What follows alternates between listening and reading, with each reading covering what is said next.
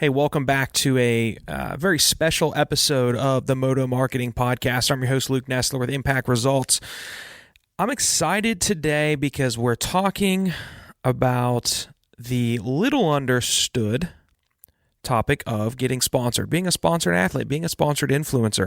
I know there are a lot of young athletes, a lot of amateur riders, a lot of parents of young athletes and amateur riders that listen to this show, and I'm bringing together three of our previous guests to talk about just that topic. I have seen with my own eyes resumes that have been sent to some of these folks. I've seen how athletes and riders approach a brand to work with them, and many of you have just gotten it all wrong. And I wanted to bring together three guys that know how to do it right to try to shed some light on this. So if this episode's not for you, hey, totally understand, but please do me a favor and share it with a young athlete or a parent or a content creator that it might be valuable for, because we're bringing to you three guests that I believe you're going to find extremely helpful. Back by popular demand, we're going to have Race Tech Suspension and Engines, Chris Riesenberg. We're going to have Wayne Vartenbeter from Polar, and we're going to have Daniel Olszewski from his YouTube channel, Dio. All of these guys bring something different to the table that is going to help you understand, hey, how do I approach a brand? How do I form a partnership rather than it being a one-way street? How do I present my value and the worth and what I can bring to the table to help this brand reach their goals? What type of data do I need to share to get their attention? It's more than just on the track. In 2020, 2021, and beyond, it's going to be an off-the-track and on-the-track combination that's going to help you get to where you want to be. Look, hey, if you haven't subscribed to RacerX, now's a great time to do it. You can do so for as little as 99 cents. Simply go to racerxonline.com/subscribe and get that offer. It ends on June 10th. Time is running out, so make sure you jump on that. Hey, without further ado, let's jump in with Daniel, a.k.a. Dio, Chris, and Wayne to talk about sponsorship. Welcome to the Moto Marketing Podcast, presented by RacerX, the podcast for moto industry professionals, entrepreneurs, and riders. If you want to grow your brand and business in today's digital-first world, you have to know how to turn a stranger into a fan, turn a like into a customer. You have to know how to turn attention into dollars. This podcast is dedicated to keeping you in the know on real marketing tactics that work in the moto world so that you grow your business and help grow the sport. Get ready to learn from the very same marketing experts trusted by RacerX, Lucas Oil Pro Motocross, GNCC, and NBC Sports. They'll help you navigate the world of digital marketing for your moto brand. This is the Moto Marketing Podcast. Presented by RacerX. All right, so I've got three guests that you all might find familiar, and if you're listening to the show, you can also catch it on YouTube. We are going to put this out as a video version. We've got three guys that we've had on the show in the past. We've got Chris from Race Tech. We've got Daniel, aka Dio, on the line with us. And we've got Wayne from Polar, three guys that had very popular episodes. And I wanted to bring them all back together for a little bit of a roundtable discussion, because I talked to Wayne. You and I talk a lot via email or text or whatever it is. We're just kind of always bouncing, things back and forth, or sometimes I'm asking you a tech question. But one of the things that Wayne and I talk a lot about is the lack of understanding from amateur athletes, and I'm sure it even goes at the pro level, as far as how to approach a sponsor, how to provide value or present the value that you're going to provide to a sponsor. And Wayne, on occasion, will share with me anonymously. He'll blur out the names of the individual that reached out, but he will share with me how people reach out to him for sponsorship. And some of the things that I've seen have made me cringe, as far as typos and just expecting to get free things just because you race in the C class. And so I wanted to bring some guys together, two of which are probably the decision makers on who is going to get sponsored by Polar or Race Tech. And then I brought Daniel, most of you know him as Dio, on because he is a normal guy. He works in advertising just like me, but he has created a really successful YouTube channel. And Daniel, you have acquired quote unquote sponsors yourself. So I wanted your approach from how are you reaching out to these folks like Chris at Race Tech to present the value that you can provide and form a partnership. So I appreciate you guys being here. I want to start it off with Wayne because your and I's conversations really kind of sparked this. So what, just to kind of catch everybody up to speed from the horse's mouth, what are some of the things that you see that you're like, oh my gosh, people just don't quite understand how to approach me to get support from Polar? Listen, Luke, I used the word hideous in the podcast, and now I'm going to kick it up to a PulpMX Race Tech rant. It hasn't improved, and again, it's minimal. What we did recently since the interview, Luke, was that we created a SurveyMonkey survey, 10 easy questions for any sport. For the moto industry, you might tailor it more for moto specific, but I had to keep it pretty general with triathlon, Ironman, athletes to runners to mountain bikers to moto. So I highly suggest it's free. SurveyMonkey, all you manufacturers, just use it. It's a good filtering process to just get the riders. It limits interaction. But recently, on one of the questions, I have to ask, what level of athlete are you? Are you pro, age group? The rider says he's professional. Then one of the questions we ask later on is, what is your goal for 2020? And the answer is good results at Nationals Loretta Lynn's.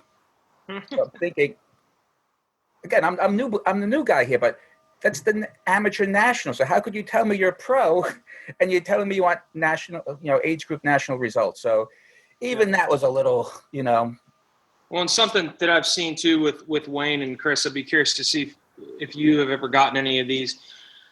Some of the emails that he shared with me look as if it is a 12-year-old that mom and dad have never told them, hey, just because you type to your friends with letter U, letter R, doesn't mean you can do that in a formal engagement letter to another professional. Just like very text type wording, like they would, as if I would put LOL instead of writing out laugh out loud, or writing letter U, letter R instead of your, just things like that I'm like, man, they just don't quite understand it. And I don't look at age as an excuse, because when I was 9, 10, 11, 12, I was writing letters to sponsors and mailing it to them, and I'd have my mom and dad proofread it and things like that. So do you see similar things when people are reaching out to you for support, just complete lack of knowledge of kind of the basics of where to start? All the time you see it. And I mean, I look at it as, if that's the amount of professionalism that they're taking to approach you, then that's how they're going to probably approach the partnership as well. And typically they come with, hi, I had these results, sponsor me, give me things. And in this day and age, you can't look at sponsorship as sponsorship, it's partnership, period. However you go about selling the product, you have to sell the product. We're not sponsoring you just for results or just to put a sticker on your motorcycle anymore. That doesn't work. That's antiquated. That's not the world that we live in, and they're not good for business. So if you're approaching me with that, and that's the little effort that you're putting into approaching me, then that's the effort I see that you're going to put into the relationship. And that's not really somebody that I'm looking to heavily support. That's for sure. Yeah, I'm going to go to Daniel on this next, because I want to get your take on this. I'm actually, so I run and started and manage an e-mountain bike team that competes in the GNCC series. And we've got a youth rider, skilled, really talented kid. And we have an XC1 pro class rider who's a 19-year-old great kid, really talented. And I'm really trying to get through to them as well that the sponsors could care less about your results. The reason brands like Arma and 6D and Cushcore and Specialized are working with us is because they want your partnership in the way that Daniel does with his sponsors on his channel. They want to be featured in your content. And I'm working with two kids that don't do a lot on social media, which is fine. So it's been kind of out of their normal routine to get them up to speed on how do I promote somebody through my Instagram or my Facebook or my YouTube. Daniel, talking about partnerships, I mean, that's you're not a racer. I mean, you show up to races and you race, and on a local level, you do really well, and you see it in some of your videos, but your gig is you're in marketing. So what you're doing with brands is you're very much a partner in getting the word out for somebody like Race Tech. What does it look like when you reach out to somebody like Chris or somebody like Wayne? If you feel like you can bring value to their brand, how do you start that conversation off? Yeah, absolutely. So where I like to jump in is if I were to go to either brand, go to their website and always look for some sort of rider support, contact us type email. And that's kind of your foot in the door so you know where you're starting off. So when I approach it, kind of like Chris was talking about, and you've seen it in various rider support contracts, that you're always representing the brand, no matter if you're on the bike, off the bike, on social media. So yet again, that's feeding into your being grammatically correct. And that's something I've always been a stickler for. You know, if you're going to post on your Instagram story and say, thanks for the support, Race Tech, you're not going to do THX. You know, you're going to present how they want to be presented because they're going through you. So initially, that's how I would approach reaching out to them. And then when you write the email, I do it just like a job. You have your cover letter and your rider resume, and I try and be very specific. Like, I realize I'm not winning a amateur championship. I'm just getting mid-pack B-class results, but we're putting that expectation out there. And then you return it on an investment. This is what you're getting from me. It's micro-targeting in the spectrum of the audience that you're already going for, that I have a voice within. So it's really just letting them know what they can expect if they help me out, and what my return would be, some deliverables, if that's going to be an Instagram story or an Instagram post a month or a 30-second promo in a video. Right. So Wayne, you're the guy behind pretty much every moto athlete that we see wearing a polar. A lot of the Yamaha guys and I think A-Mart and a lot of guys are wearing it. And a lot of these guys now are starting to do. Alex Martin is one of them, right? Before I go on with this story, that's what I thought. So he's a good example of somebody that I don't know if it's just he thought it would be a cool thing to do because everybody else is doing it, or if I would hope this is the answer. He understood that his value is more than just on the track now. He started the Troll Train vlogs, and they're actually, in my opinion, they're probably some of the best ones that are out there as far as athletes producing content. And he's showcasing the brands that he works with. So are you having to make these suggestions to professionals and riders as far as, hey, it'd be really cool if you featured us and maybe you do a behind the scenes video or post on Instagram? Or are the top tier guys that are utilizing your products, do they get it and they understand that they need to make sure when they're taking a selfie that their wrist is in the photo? What does that look like? Is there coaching, or do they pretty much get it on their own?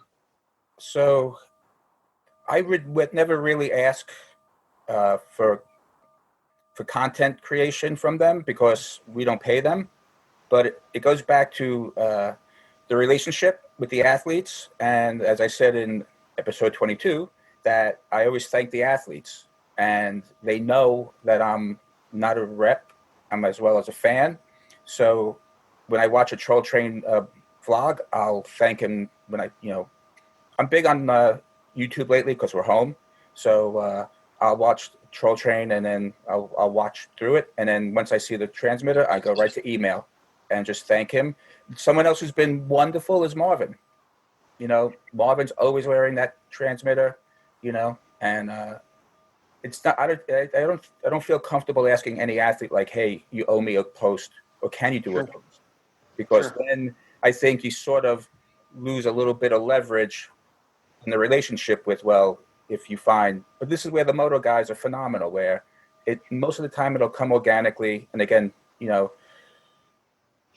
Shane wearing the blue leaves it on, but I would never really ask them for content creation ideas. But the other thing I want to say is, with Daniel, he initially makes it two-way. And you and I said it's always one way. I'm sure Chris sees it the same thing. They want, and they never propose anything. But in addition for asking for sponsorship, I learned something today. And And Daniel, can you please show your wrist? So I think it's awesome this guy has our product. But what I would suggest to some of the athletes is just find out the brand's tag on Instagram. Because I have global status, as I said. So I always check the phone and just see who's mentioned us. And you may organically, if you're tagging enough, then, Chris may see like he has our product, he's using our product. And now maybe we go 20% or somewhere. So the athletes could put themselves on the radar if they tag. Right. And maybe that job gets easier because now they're building a history of showing the brand off. And I don't think any brand would say, why should I give them product? They're already using it. Right. I mean, that would be kind of senseless. Like you want to maintain that person until the next best deal. But once they have the relationship with the brand, like, even through the podcast, like, if I rode, I would probably look up Guts and, Race Tech and those sponsors first, and then maybe buy it with the Pulp 20 discount and then tag the brand. Yeah, I think that's Chris, I want your input on this too, because I think you tag us? Today, I look at it the same way as I put a call to action out on one of the podcasts. We're looking for a graphic designer to work on a brand that we are upstarting inside of my agency. And I get all these graphic designers that send me a resume, but they don't send me any of their samples of their work. And I've seen this with videographers and photographers. They send me written word, but they don't show me their work. I feel like that's kind of the same thing with what Wayne is saying, to where, hey, you're reaching out to me, but I've never seen you tag me in a post. Whereas if I've got 30 people a day that are tagging me, those are probably going to be the first people I look at as potential partnership opportunities for me. Chris, what are your thoughts on that? Am I making sense with what I'm saying? Well, the biggest thing is for a company like us, we have a lot of different support levels, all the way from 50cc stuff to novice guys to vet guys to pro guys. We have thousands of guys that we're supporting. So how do you stand out? Right. There's a couple things that come to mind. There's a guy that is on our Instagram that's used our product for years. He tags us in a ton of posts. His name is 29 Truck. I don't know who the guy is at all, but I know who he is. If he ever sent me a message and said, hey, I need to get some new product, I'm this person, this is my Instagram, I know who that is. So it does matter. It's noticed. That's the point of bringing that part up. And I'm always a fan of tagging versus the mentions in the post, because for me, when I manage the page, I can only see so many mentions where I can see all the tags. I can go back to see those. Another thing is I'm always a fan of, so Michael Essie won the Moto Fight Club thing, and he made a post of, I couldn't have done it without Race Tech, and thank you guys for the support. I will take one of those a year over every other post having Race Tech tagged in it in a list of sponsors. To me, that list of sponsors, I feel like it's more organic.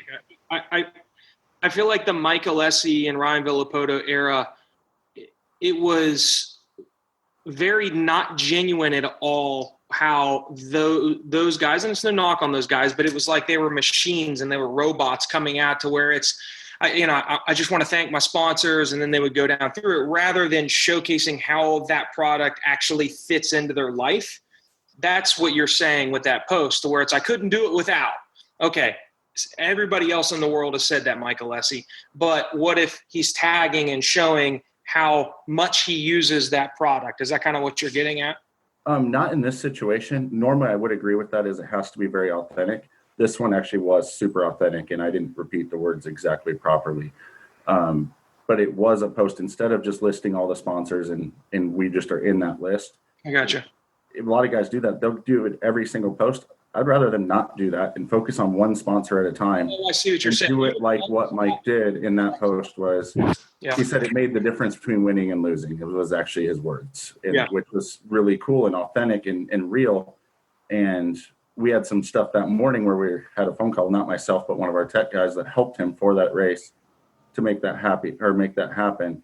So that's super important. And then the other thing that I would add to that is, if you're doing a good enough job at what you're doing and putting yourself out there, I will go search for you as well. I believe I initially reached out to Daniel even before he approached me, possibly. I know with the Jeff Walker thing, I saw what he was doing, thought it was awesome, and actually went to him. So if you're doing a really good job and people are noticing, they're going to go to you. But a lot of times it starts with, you have to use a product you believe in. Don't just go to a company because they're giving you the best deal. Yeah. That's not a long-term relationship. They're not going to help your personal brand grow. And it doesn't do anyone any good. So use the product, pick a product that you would buy, and then ask for support on that product. Hey, Luke? Yeah, go ahead, Wayne, please. Yeah, I have another race tech rant. Is this going to be 30 minutes of Wayne's race? No, this is good branding.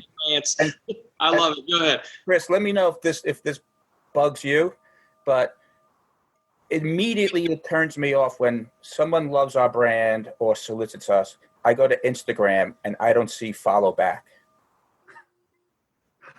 I've been using your product for years. And you can't follow. Really? When I see follow and not follow back, you're already losing me. Yeah. So, and I guess along with that, right, Wayne, is just being authentic of, if you tell me that you use the product, then you better use the product. And if I see you're not using it, or if you tell me race results, the internet's a wonderful place. I use AMA Results Center a lot on our amateur guys. Sydney, our rider support girl, if she has one where somebody's sending in results that look really, really good, that a high level guy we'd want to work with, she'll forward those to me. And the first place I go is AMA Results Center, Instagram, and Facebook. And I'm doing my research on that rider. So if you're an amateur listening to this, I mean, it's the same thing as when you're going through a job interview, right? If you apply to work for me or for Daniel's company or for, either of the other two guys on the line, we're going to stalk your Facebook and your Instagram. And if you look like a complete asshole, we're going to know about it.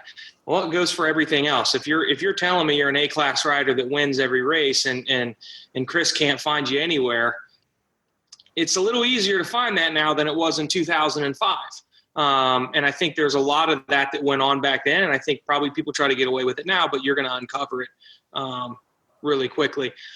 I want to key in a little bit on Daniel and Chris's relationship with Racetech, because and Daniel has messaged me about every time this has happened. I bring him up a lot. I bring up the Return to Dio YouTube channel a lot because I just find what he has built really interesting, because he's not a pro level rider.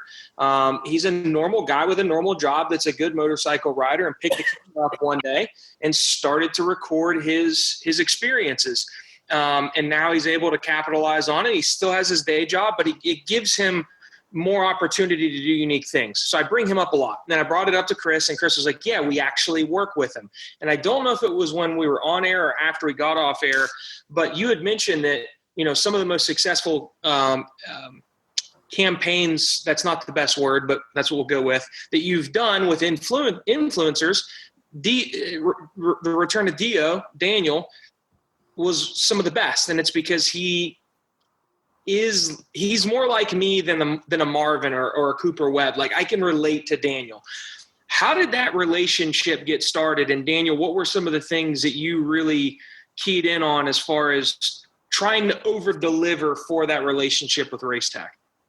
So yeah, with Racetech, it's actually super interesting because, as most people know, I'm on a 450 these days. But back when I was just on my 125 and I was doing work with Moto, that's when I got my initial contact with Racetech. And I think that was even before Chris was there, if I recall. But I worked with them and did a deal with that, and then kind of we went our separate ways and everything.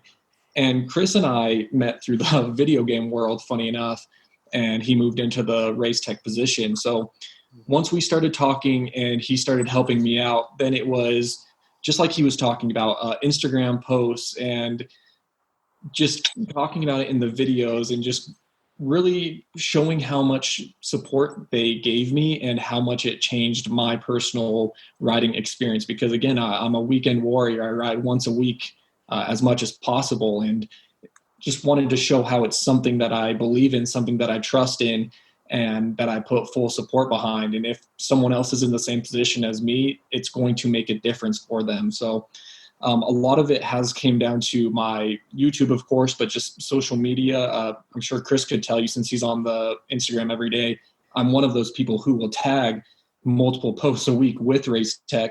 And I'm trying to pull it up on my phone here, but I do actually, just like he was saying with Michael Alessi, do posts of just the suspension and thanking Racetech and my local Racetech suspension shop for what they do for me. Yeah. Chris, what were some of the things that Daniel has done in your past, times working with him that maybe people could take note of, whether it's just he responds promptly or how he over delivers on his content, anything like that others could maybe take a note of? Well, one of the most important things is he's authentic. He doesn't pretend to be someone he's not. Mm-hmm. And so probably about a year ago, I reached back out to Daniel. And we've always kind of kept in touch and whatnot, but specifically on a business side, I started watching his content and then reading the comments below it, and his following is my customer. And when I say that is, he's a weekend warrior rider. That's who my customer is. That's my guy that's actually paying for stuff. That's the guy that I'm actually selling product to, and they relate to Daniel. And so if I can basically give him a chance to document his authentic experience with us and with our brand and our product, they're going to relate to that more than they can a pro guy. And he's an honest person. They trust him. They've built that following.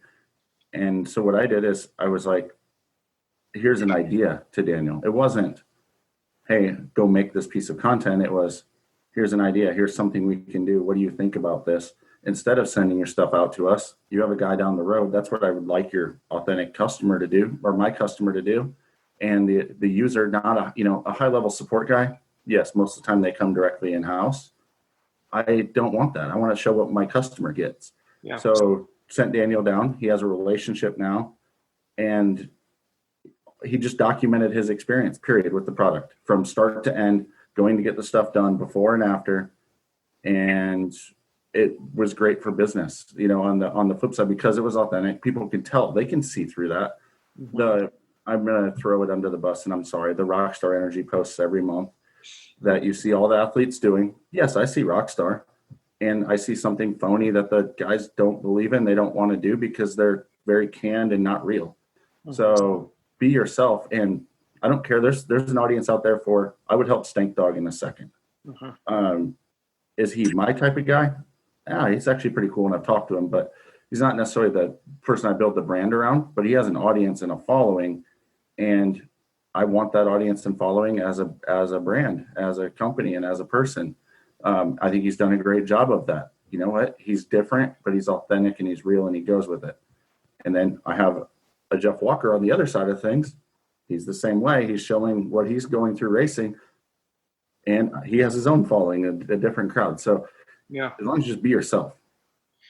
Wayne, key in a little bit on Jeff Walker, because he's somebody that I wanted to bring up, and he's the reason that you and I were able to connect and have grown a relationship. He is, in my opinion, is very similar to what his YouTube is very similar to what Daniel has done, but he is in the pro field, but he's more of a relatable pro. Like, you see the struggles that he goes through. He's not, anywhere near an Eli Tomac. He's way more relatable. Do you feel that, the content that he puts out there where he's showcasing, your products, do you feel, and if the answer is no, that's completely fine. Do you feel that his content is more valuable in certain ways than a Marvin? Because, it's cool. I want to be like Marvin, but I can relate way more to a Daniel or a Jeff Walker.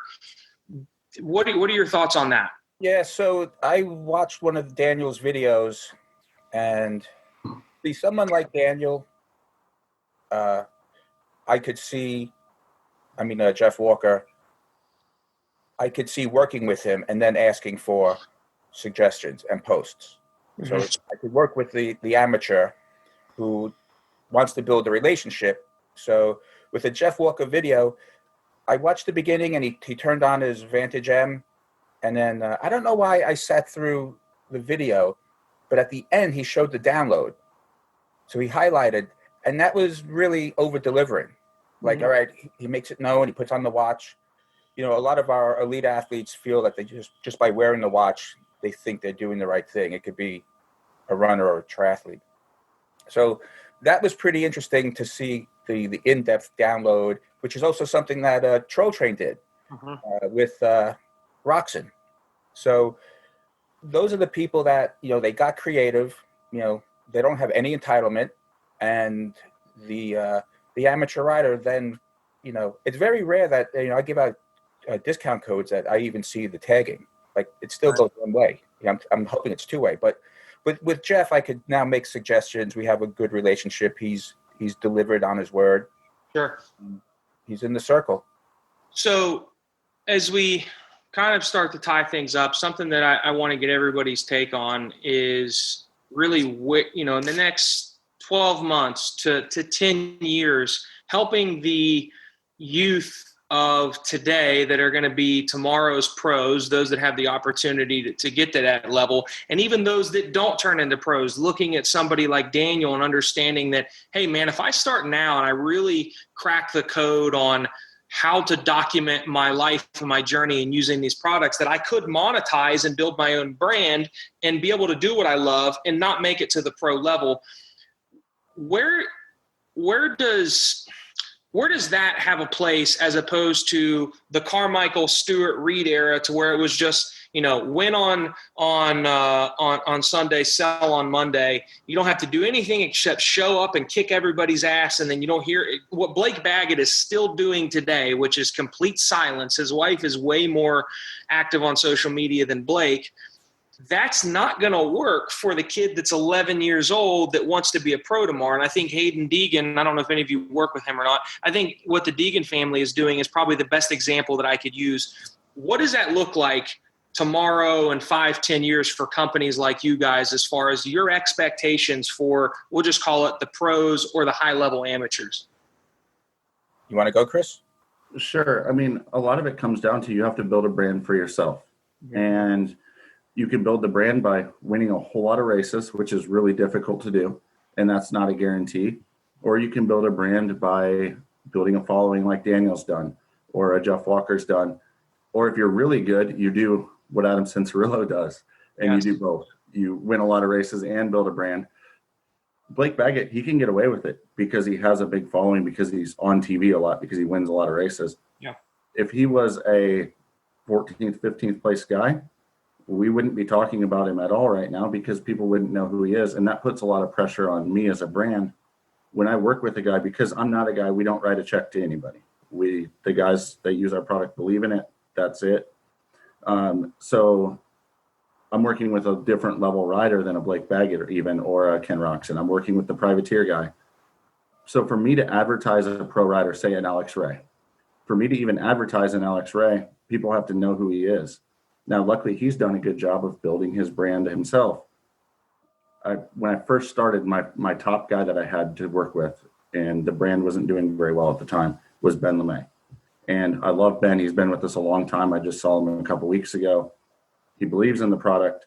He doesn't have a brand himself. So it put a lot of pressure on me to start making phone calls to the Steve Mathises of the world, the Jason Wygants. Hey, can you do an interview with this guy? Or, hey, this Ben LeMay did great this weekend. Can you have him on the show? I needed to build him out as a person first before I could even say, use us because Ben LeMay believes in it and is doing great with it. Because he was invisible in the results. So that's where building a brand becomes really, really important on a rider. If he was winning races, it wouldn't matter as much. Now you can do both, and then you're really set for life. But yeah.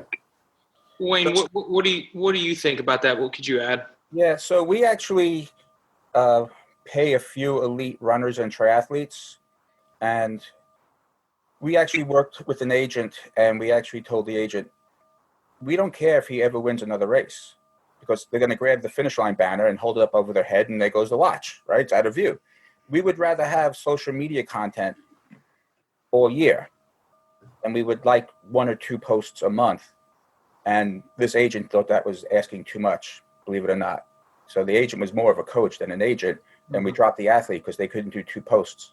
Right. As far as the amateurs, I'm pessimistic. I can't see it improving, because I just think that today's, they're too minimal, and they're too slang, and they're just, I don't know what level of entitlement starts, but it would be a whole new culture of being mature and being two-way, and not even having someone's mommy, contacting on behalf of a kid who wasn't really a kid. Yeah. So I'm pessimistic with the amateurs. It's just. That's why I think there has to be examples to look up to, or to look to. Hayden Deegan is a great example for a younger rider that, it's funny because I've had discussions with, Nathan Ramsey, who runs the Orange Brigade, the, youth KTM development squad, and he gets it. And it's like, why are you not having your riders just look to somebody like Hayden, because Hayden had his dad mold him, and Hayden is doing it exactly how it should be done. And then you've got somebody like Daniel that is a grown man. He's an adult, and he's found a way to tap into it. And it's funny, I don't know if those listening kind of caught what Chris had said, to where in our minds we're like, man, if I can become a pro, brands like Race Tech are going to, pay me money to be able to run their stuff. We just told you they don't. It's not that case with everything. I'd love to know Alpine Stars pays Eli Tomac. There's money involved. But at the same time, there's more of an opportunity for there to be money involved for somebody that has built a brand that somebody like Chris or Wayne can look at as a marketing partner, like Daniel, than there is being the fastest guy on a racetrack. So if you don't make it to that level, it doesn't mean that you can't monetize your passion if you look at it the way that these guys have told you to look at it, a partnership, and presenting yourself to someone like Chris saying, hey, I have an idea how we might be able to work together, might be able to help you move more product. Would you like to hear me out? And if you can genuinely make an impact on an audience like Daniel has and has done, there's value in that for somebody like Race Tech if you can help them move more product. Would you guys agree with that?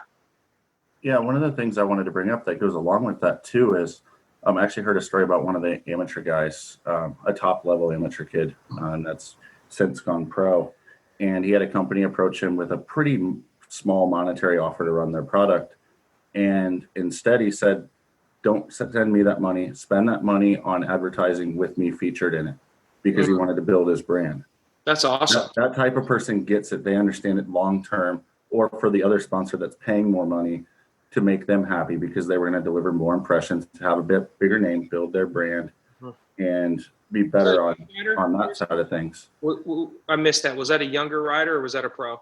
It was actually it was an amateur kid at the time. He's since gone pro. Wow. And is successful. So yeah, that's impressive. Hey, Luke. Yeah. It's also the diversification of their Instagram accounts. As you see, it's easier for Chris because your product's much more visible. It's external. And, but like even like nutrition, sometimes it's pretty obvious that someone got something in the mail and they tag it. But even like, if it's not in the bars, I mean, I just got an email from JD Beach, the flat tracker, and he did something. He left the Polar on his bars. And then I realized that was on like an official Yamaha site. So I'll start following that. Mm-hmm. But other than it on the bars, I think these riders just then show a lot of action shots. And even Mathis was talking to the winter sports guy about, like, I want to see a meal. I want to see, like, other than whips and action shots, like, I want to see the person. Exactly. So for us, that would be, and that's what helps me, locate athletes who love the product. And Instagram never lies, but it helps round out the person and not just action. Daniel, any final thoughts as far as advice you could give somebody that is, even if it's an amateur athlete trying to get support, somebody that is trying to wrap their head around how to engage someone like Chris or Wayne and showcase their brand? What are, one or two things that they need to make sure that they take into consideration before and during reaching out? I think absolutely, no matter if you're 8-year-old or if you're up to, I'm 29 myself, you always want to come across as professional as possible. Like, we started this out typing "you are" instead of "your," or "I love you are product," that kind of thing. Do something like spell check or Grammarly. Just always put your best foot forward and make yourself look as professional as possible. I think that's really big for representing a brand. They want to put their name behind someone that they're proud to showcase to their partners and the CEO of a company. And then after that, it's just, again, on the same train as being professional. Always remember, anything you put on the internet, it's public, it's out there. Don't be doing or saying dumb, illegal things on your Instagram story. If I was wearing my Polar watch and Wayne saw me I don't know, ripping my dirt bike down the interstate, he might not be very happy about that. And if I had support, he might cut me off right there. So I think it's always good to give yourself that professional image. And I hear a lot of people say, like, it's only a text message. Why would I worry about my grammar? But then that overlays, you use that same grammar. It's how you talk. It's your slang, like Wayne mentioned, when you do an email. So just always present yourself professionally. And I think that's just a real good rule of thumb there. Last thing I'll add to that too is show your numbers, show your reach. Like, that's great that you're telling Chris and Wayne that, hey, I'm a top 5 guy. I get this, I get this, I get this. And I might not be 100% accurate in saying this, but nobody cares.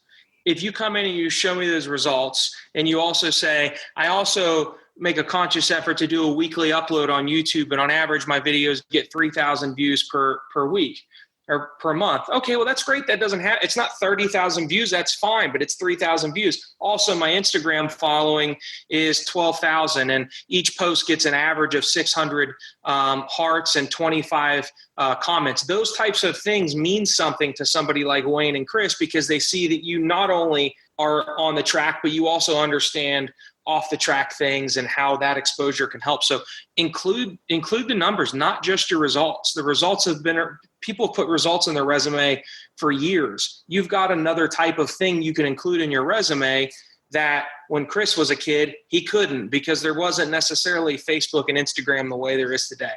Leverage those types of things.